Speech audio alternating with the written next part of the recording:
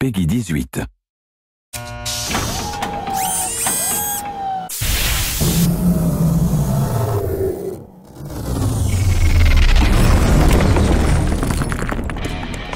Spatule force!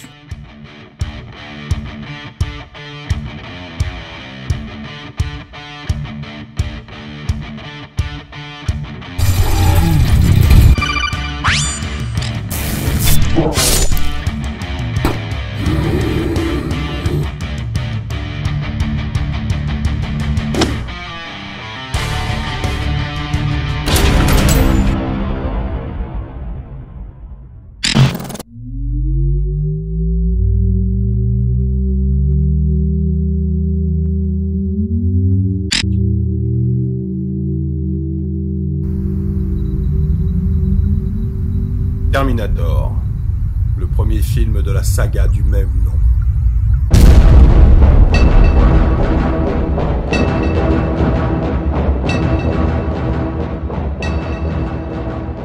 Issu de l'esprit malade de James Cameron en 1984, cette œuvre majeure du cinéma est devenue un classique. Le rôle de l'antagoniste est tenu par Arnold Schwarzenegger, en pleine euphorie du succès de son premier grand film, Conan le Barbare, sorti 2 ans plus tôt. Le héros est interprété par Michael Biehn, souvent relégué au second rôle. Il accumulera néanmoins sur la longueur des millions d'admirateurs. Et bien sûr, Linda Hamilton, qui campe le rôle de l'héroïne. Les futures performances remarquables de l'actrice la feront entrer dans la légende.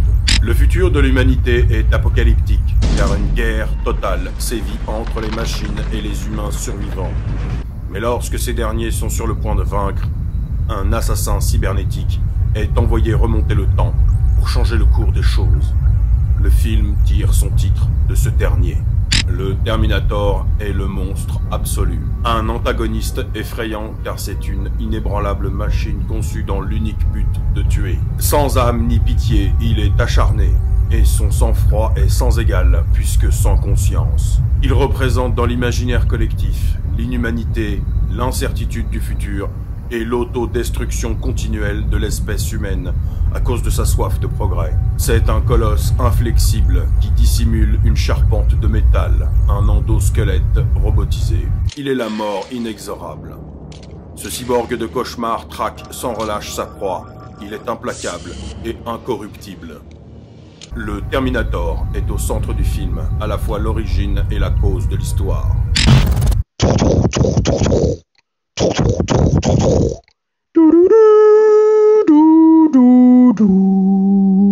Sarah Connor. Non, moi c'est George. Et vous? Je suis un T800. Comme la voiture des années 80? Non, ça c'est K2000. Moi, je suis un cyborg à l'apparence humaine. Comme les extraterrestres dans les gendarmes de Saint-Tropez? Non, ça c'est Louis de Funès. Moi, je suis un tueur. Comme Thierry Lafronde? Non, ça c'est... Oh, laissez tomber. Bonne journée. Pareillement. Il avait l'air gentil, ce monsieur. Le budget de cette œuvre était ridicule comparé à ce qu'il rapporte encore de nos jours. En réalisant ce film, James Cameron a établi des codes qui résonnent encore. Tout cela tend à penser que le phénomène se pérennise. Il a su engendrer l'image de la peur du futur. Un avenir de mort perceptible au travers des flashbacks du héros, revenu dans un passé qu'il n'a jamais connu. Peut-on dire que cet être a au moins existé? Il n'est même pas encore né et il mourra avant sa naissance. Même après avoir traversé le temps, cette peur refoulée ne le quitte jamais et se transmet à Sarah Connor, l'héroïne, tel un héritage inversé. Sarah est la cible du Terminator, son unique but, car elle engendrera le sauveur de l'humanité. Le sauveur prophétique mènera les humains dans la guerre contre les machines. Il enverra à travers le temps un volontaire, Kyle Reese, pour porter secours à Sarah Connor. Kyle, qu'est-ce que tu fous? Trouver un passage temporel! Mange mon sandwich et j'arrive. Tu manges un sandwich! On n'a pas le temps pour ça! Il y a Sarah Connor qui t'attend! Et tous les deux engendreront John Connor, le leader de la résistance. Mais si Kyle Reeves n'existe pas dans ce fragment temporel, doit-on en déduire que Sarah est la future mère d'une espèce de Christ? John Connor, J.C., le sauveur du futur. Personne ne veut de cet avenir sombre. Nos futurs, pourrait-on dire, comme les punks, disciples de cette philosophie. Parabole intéressante lorsqu'on sait que les premiers à mourir des mains du Terminator lui-même, venu du futur, sont un trio de punk. Ironique, n'est-ce pas? Ce futur a néanmoins déjà pris racine dans le présent. La télé abrutit les masses. Les enfants n'ont plus de repères. Les gens sont concentrés sur leur propre existence et cessent de nouer contact. Le Terminator est une machine ressemblant à un être vivant, alors que les humains sont des êtres vivants comme des machines. Ah ouais, Terminator, c'est un film cool ça. Par contre, c'est pas un peu risqué d'en parler sur YouTube? Je veux dire, c'est un peu porno, quoi. Enfin, si on parle bien de ça. Je t'ordonne de ranger ta bite.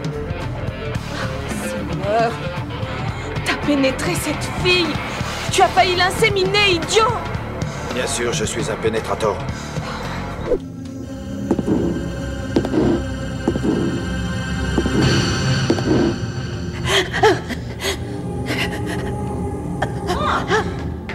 Maman, c'est moi. Crains rien, crains rien. Il est avec nous. Viens avec moi si tu aimes le sexe. Ah non, on parle pas de ça? Bon, ben... continuez sans moi, alors. Bien sûr, il faut remettre le niveau technologique dans son contexte de 1984. On y voit des baladeurs, des répondeurs téléphoniques. La télé prend son essor, ainsi que les ordinateurs. Nous ne rattrapons pas le futur dans ce film, mais c'est lui qui nous rattrape et nous détruira. Ce film est sombre, étouffant, et la seule issue est la mort. Le paradoxe temporel est un élément important ici. Par lui-même, il complexifie la compréhension chronologique. En 1997, la quasi-totalité de l'humanité meurt consumée par le feu nucléaire, et les machines prennent le pouvoir pour exterminer les survivants. Mais en 2029, la résistance menée par John Connor est sur le point de vaincre le superordinateur ennemi. Ce dernier joue sa dernière carte, envoyer dans le passé un T-800, une machine recouverte de tissu charnel, chair, peau, sang, afin de terminer la mère de sa némésis avant même sa naissance. Du point de vue psychologique analytique, l'histoire nous mène à l'hypothèse d'un fantasme d'une boucle temporelle paradoxale anté-oedipienne.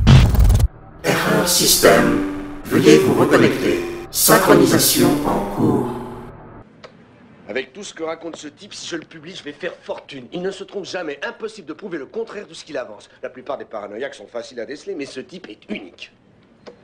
Point de vue sociologique, Cameron a surfé sur la vague des nouvelles technologies. En 1983, les États-Unis ont annoncé le lancement du SDI, Strategic Defense Initiative, surnommé projet Star Wars. Ce système de défense automatisé orbital, lancé par Reagan, est jugé irréalisable.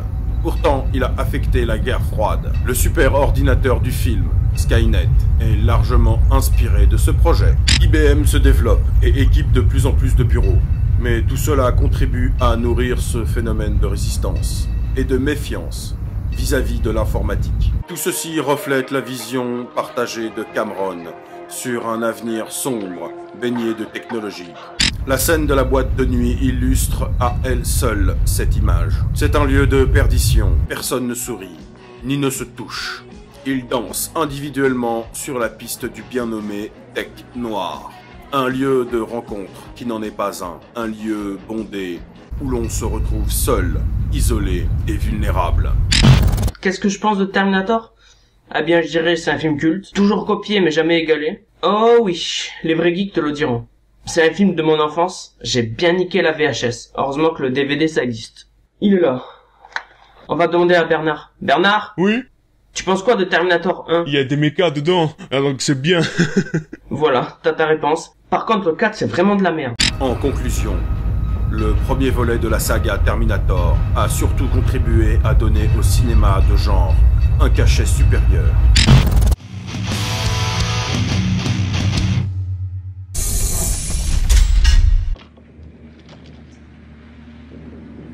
Sarah Connor.